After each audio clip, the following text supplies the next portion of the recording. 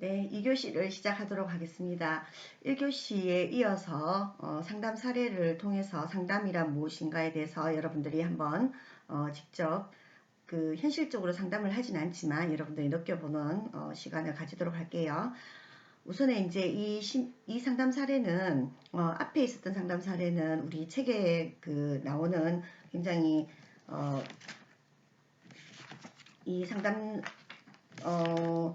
사이버에서 한 상담을 그대로 옮겼는데요. 이 매일신문 상담 사례는 상담자가 저입니다. 김정순.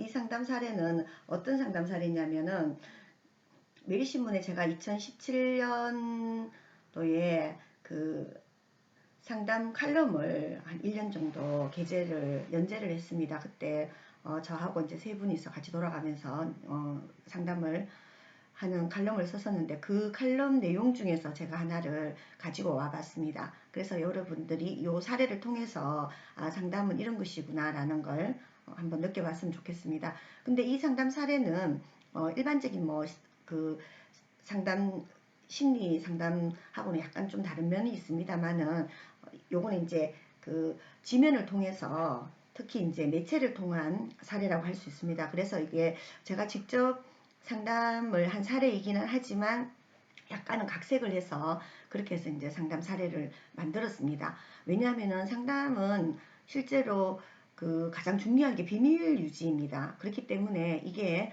특정한 누구의 상담 사례를 가지고 하기가 쉽지 않습니다. 특히 그렇게 하기 위해서는 여러분이 나중에 우리 상담 심리학에서도 배우겠지만 미리 이런 것들에 대해서 내가 만약에 이런 상담을 한다라면은 이 상담은 제가 신문에 좀 사례로 게재를 해도 되겠습니까? 라고 그렇게 미리 내담자에게 이런 부분들에 대해 가지고 양해를 구하고 허락을 구한 뒤에 이걸 사례로 쓸 수 있습니다. 그래서 제가 이 사례는 좀 뭐라고 해야 되나요? 각색도 했지만 약간은 뭡니까? 연출을 했는 거다라고 그렇게 보시면 되겠습니다. 자, 그럼 고민을 한번 볼까요? 이분의 고민은 은퇴를 했어요. 은퇴한 지 지금 3년째 되는 62세 남성이라고 해요. 그리고 잠깐만요. 제가 펜을 하나 좀 할게요. 그리고 중견기업에서 임원으로 5년을 재직해서 그나마 주변에서는 운이 좋고 능력이 있다 이렇게 해서 부러움을 산 적이 있다고 해요. 근데 은퇴를 하고 우리가 여기에서 이제 은퇴라는 의미하고 일반적인 퇴직이라는 의미하고는 약간 다르게 사용합니다만은 여기에서는 은퇴와 퇴직을 뭐 비슷하게 그렇게 좀 버무려 놨다고 여러분들이 생각하면 되겠고요. 그래서 은퇴 후에 전직의 경력으로 해서 그래서 이제 회사에 좀 취업을 하려고 했어요. 근데 요즘 이제 워낙에 이렇게 은퇴하고 난 뒤에 퇴직을 하고 나면 정년퇴직이죠. 정년퇴직을 하고 난 이후에 새롭게 이제 일자리를 잡는 게 쉽지는 않아서 어쨌든 간에 친척들의 일을 2년 도왔어요. 그러다가 이제 지금은 쉬고 있는 상태다. 그래서 이제 완전히 은퇴를 했다고 이제 본인은 생각하고 있는 거죠. 이분은 사연이 되게 이렇게 뭐 구구절절했어요. 27세에 본인이 회사에 입사를 했다고 해요. 그래 그 당시에 대학을 졸업하고 바로 입사를 해서 그야말로 30년을 넘게 거의 뭐 한 30 몇 년간을 정말 죽도록 일만 한 거죠. 왜냐하면 이제 우리 한국 사회 이분을 통해서 제가 알게 된 거는 물론 우리 한국 사회의 남성이 가지고 있는 어떤 위치나 구조적 어떤 우리 사회 구조 안에서 남성은 능력이 있어야 된다라는 이걸로 인해서 자기는 자기 능력을 10분 발휘하기 위해서 굉장히 많은 애를 쓰는 거죠. 그리고 가장이라는 이거 가족을 책임져야 한다라는 특히 이제 경제적으로 우리가 이제 가장이라는 의미는 경제적인 가장이라는 의미가 가장 크죠. 그래서 이제 이분은 그걸 그대로 이제 자기는 실천을 한 거죠. 그래서 정말 열심히 일을 해서 은퇴가 꼭 싫지만 않았대요. 왜냐하면 조금 이제 쉬고 싶은 마음도 있어서. 그래서 직장 생활하는 30년을 여유 없이 정말 쉴 틈 없는 삶의 틈바구니를 빚으면서 살았다. 그리고 은퇴 후에는 경제적으로는 다소 풍족하지는 못하더라도 휴식과 함께 삶의 여유를 찾고 싶었다고 해요. 그리고 그동안 가족들에게도 어떤 뭐 아버지로서나 남편으로서의 어떤 소홀했던 점 이런 것들을 또 좀 이래 은퇴 이후에 채울 수도 있고 특히 늘 늦은 귀가에 힘들어했던 그 아내와 많은 시간을 보낼 수 있다라는 이런 어떤 생각에 굉장히 좀 설레이는 마음을 가지고 있었다라고 합니다. 근데 생각하고는 다르게 아내와 취미생활도 같이 하면서 알콩달콩 시간을 보내고 싶었는데 그렇기는커녕 아내가 거의 매일 외출을 한다고 합니다. 결혼한 딸이 가까이 있어서 가끔씩 손녀를 돌봐주느라 집을 비우고 또 동창 모임에다 고향 친구 모임, 봉사활동 너무 모임이 많아가지고 외출이 너무 잦다. 그래서 이분은 거의 매일 혼자서 시간을 보내게 되어서 제 곁에는 아무도 없는 것 같고 그동안 내가 누구를 위해서 이렇게 열심히 살았나는 회한이 밀려오기도 한다라고 합니다. 그리고 아내는 그러면서 외출이 잦다는 말에 잔소리를 한다라고 하면서 이제 마주 앉아 얘기하는 것도 불편해합니다. 그래서 지금은 이제 냉전 중인데 집에서 혼자 점심을 챙겨 먹는 것도 서글프고 주변의 산에 등산을 가도 혼자 가는 것이 초라해 보이고 그래서 이제 지금껏 아내와 자식을 위해 열심히 일해 왔는데 이제 시간이 많아 그동안 하지 못한 취미생활도 아내와 같이 하고 싶은데 그것이 안 되니 나는 도대체 누구를 위해 몇십 년을 살았나 하는 생각이 들어서 너무 힘이 들고 내 삶이 굉장히 허무해진다라는 그런 상담이었습니다. 예, 여러분들 어떤 것 같아요? 이분이 가지고 있는 가장 큰 감정은 뭔가요? 감정은 외롭다, 또 우울하다. 우리가 보통 이제 상담 심리학에서 말하는 문제가 되는 이제 이런 심리적인 상태는 어떤 거냐면 우울함과 그리고 분노, 또 뭐가 있을까요? 우울과 그리고 분노, 또 불안. 이 세 가지가 가장 흔한 심리적인 어떤 문제라고 볼 수 있습니다. 근데 이분의 그 어떤 고민의 내용들을 쭉 봤을 때 뭐가 있나요? 이분은 일단 우울함이 좀 있는 거죠. 우울함이 있고 불안함이 보이나요? 불안함 보다는 어떤 게 있나요? 약간의 어떤 분노까지는 아니지만 어떤 분노적인 부분들도 있죠. 제가 봤을 때는 우울함이 가장 큰 것 같아요. 왜냐면은 지금 혼자 뭘 한다라는 게 되게 힘이 들고 처근하게 본인 스스로가 처근하게 느껴지고 그리고 그런데 나 이런 우울한 나를 두고 지금 외출을 계속하고 혼자 놔두고 이제 바깥 생활을 계속하는 부인에 대한 어떤 분노까지는 안 갔지만 어쨌든 이분이 이제 되게 한편으로는 점잖은 분이었거든요. 점잖한 우리 한국 사회의 전형적인 경상도 남성들이 자기 표현을 잘 하지 않는 상담을 받지만 상담을 하면은 자기 표현을 이렇게 해야 되는데 표현을 막 이렇게 많이 하지 않는 그런 분이었어요. 그래서 분노적인 감정이 있지만 이걸 이제 제대로 끝까지 표현하지 않는 그래서 약간의 우울함과 어떤 분노 이 두 가지가 있고 그리고 거기에 대한 이런 불안과 분노와 우울함의 그 원인이 어디에 있나요? 부인의 어떤 잦은 외출 그리고 자기 얘기를 들어주지 않는 뭐 이런 거라고 이제 생각이 들죠. 하지만 저는 이제 이게 단순하게 부인이 외출을 자주 하기 때문에만은 아니라는 생각이 들었어요. 이분이 살아온 한국의 남성이라는 걸로 살아온 30몇 년간 이제 직장 생활을 30몇 년을 했지만 그 이전에도 아마 가족 안에서도 우리가 이제 남존여비 사상이라든가 뭐 이런 것들로 해서 굉장히 남아 존중 사상에 의해 가지고 어린 시절에 부모님에게서 굉장히 많은 어떤 기대를 한 몸에 받으면서 그리고 뭔가 계속 사회에 뭔가 해내야 된다라는 거. 네가 우리 집안의 어떤 가장이고 네가 우리 집안에서 잘 돼야지 우리 집 전체가 이렇게 번듯하게 살아나고 뭐 이런 굉장히 많은 압박을 받았을 것 같아요. 그래서 이분은 그 직장 생활에서 뭐 그걸 모든 걸 다 확 이제 그야말로 다 쏟아부은 거죠. 온전하게 굉장히 치열한 삶을 사셨던 분이셨어요. 근데 은퇴를 하고 나니까 너무 이제 그 모든 것들 그리고 이제 본인은 나름대로는 하신 거예요. 사회적으로 성공을 해서 그 임원까지 했고 그래서 항상 자기 역할이나 자기 지위 권위 이런 것들이 직장 안에서도 그게 존중이 됐고 근데 퇴직을 하고 나니까 어떤가요? 은퇴를 퇴직을 하고 나니까 그 자기가 그동안에 가지고 있었던 그런 지위라든가 권위라든가 이런 것들을 다 내려놔야 되고, 또 아무도 나를 안 알아주는 것 같고, 근데 부인도 마찬가지로 나를 알아주지 않는 것 같고, 이런 거에 대한 어떤 어떤 많은 힘든 시간, 힘든들이 있는 거죠. 그게 이제 하나의 우울함과 또 분노로 이제 오고 있다라는 이제 생각이 들었습니다. 그래서 저는 이걸 물론 이제 심리 상담을 하게 되면 이분은 뭐 몇 회기를 만나가지고 여러 가지 이야기들을 많이 했겠죠. 근데 요 상담 사례는 제가 이제 그대로 제가 매일신문에 썼던 걸 그대로 옮겼는데요. 그걸 이제 구구절절히 심리 상담을 다 할 수 없는 거죠. 그래서 아주 이제 쿨하게 제가 간단하게 제가 풀어냈습니다. 한번 볼게요. 답변을 제가 어떻게 했느냐. 30여 년간의 중견기업에서 일하시면서 5년간은 임원으로 지내시고 퇴직을 하셨다니 그동안 어느 누구 못지않게 열심히 최선을 다해 직장생활을 하셨고 또한 열심히 살아오셨군요. 라고 제가 이제 이분의 그 열심히 살아오신 그 세월에 대해 가지고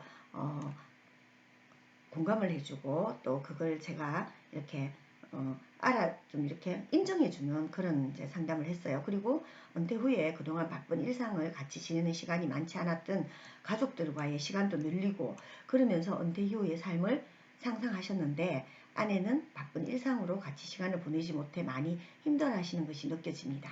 라고 제가 그렇게 썼어요. 그리고 은퇴 후에 은퇴자들이 가장 많은 시간을 같이 보내는 사람은 누굴까요? 바로 배우자입니다. 그런 점에서 은퇴 이후의 행복한 생활은 부부 생활의 만족도에 따라 결정된다고 할 수 있습니다. 오랫동안 경제 활동에만 주력하며 조직형 인간으로 살아온 남편들은 은퇴 이후에 여러 가지 정세를 이렇게 보이게 됩니다. 이른바 은퇴 남편 증후군이라고 합니다. 갑자기 노화 증세를 보이기도 하고 사소한 일에도 민감하게 반응하고 잔소리가 심해져서 부부간의 갈등의 원인이 되기도 합니다. 남편들은 은퇴하면서 권위와 그리고 명예, 사회적 지위를 모두 상실해서 마치 삶이 끝난 것 같은 절망감과 마주하기도 하죠. 그래서 은퇴 후의 후유증이 남는데 그만큼 집보다는 직장 등 외부 생활에 중점을 두고 살았다는 증거다라는 거죠. 그래서 이분 같은 경우에는 제가 공감을 해주고 그리고 당신이 그렇게 가족들과 시간을 많이 보내고 그리고 은퇴 후에 그렇게 삶을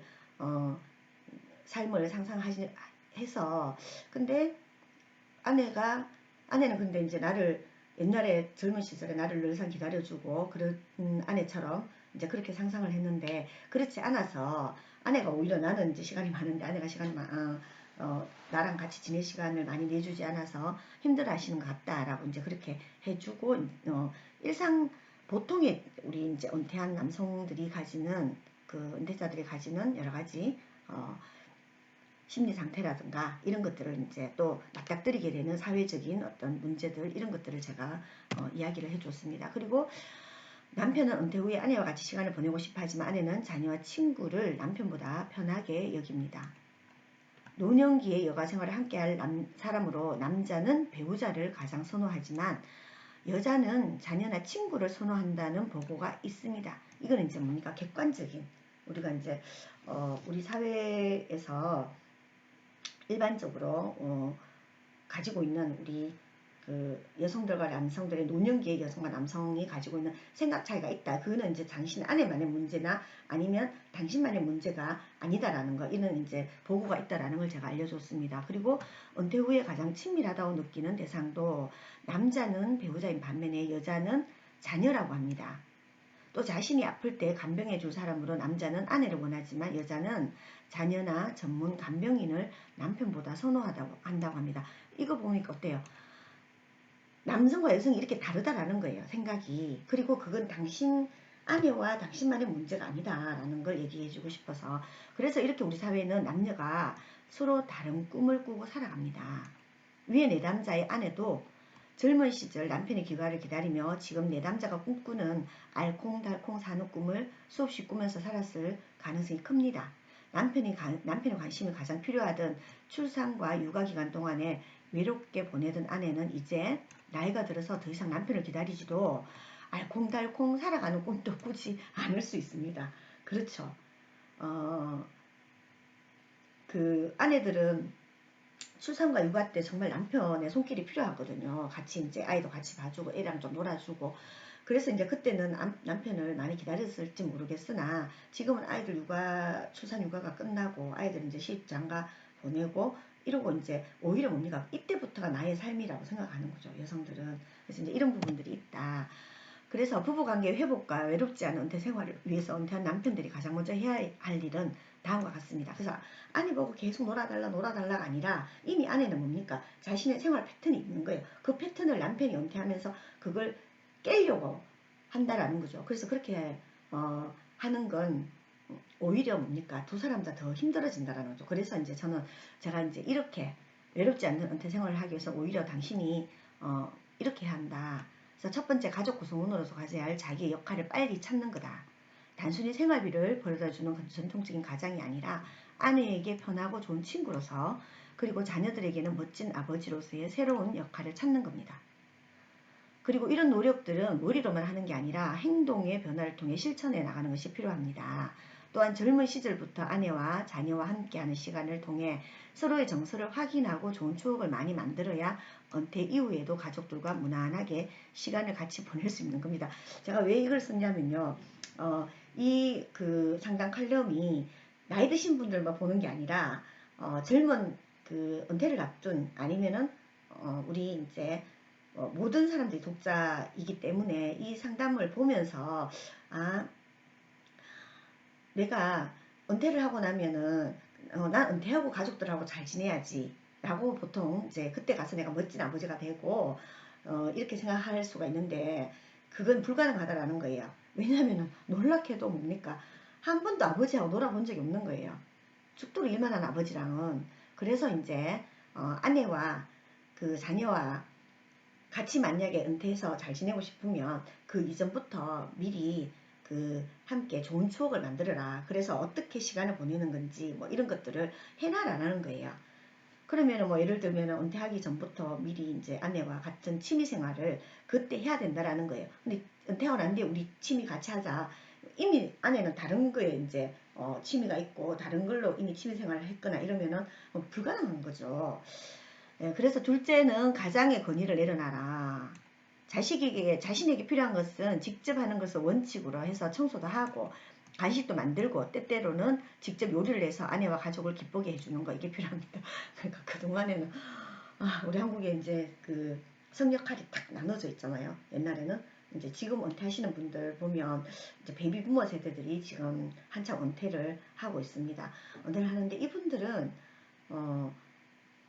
주방에 들어가면 부엌에 들어가면 남자가 아니라고 생각했잖아요. 그게 본인들이 그걸 그렇게 한 게 아니라 이미 우리가 내려오는 가부장적인 어떤 전통 속에서 남자는 바깥일, 여자는 집안일. 그래서 남자가 집안일을 하는 건 굉장히 남성답지 못하다라고 생각했거든요. 근데 그게 굉장히 권위라고 생각했어요. 내가 집안일을 하지 않고 가만히 앉아가지고 밥 가져온나, 뭐 가져온나, 뭐 물 달라, 뭐 리모컨 달라, 잿더리 가져와라, 뭐 이렇게 하던 그 습관을 만약에 그대로 은퇴 이후에도 가지고 있다라면 저는 백발백중 이거는 가족 불화가 올 수밖에 없다. 가정 불화가 올 수밖에 없다라는 거죠. 그래서 그런 가장으로서 가지고 있었던 내가 옛날에 돈을 딱 갖다 벌어주니까 니 내 말 들어.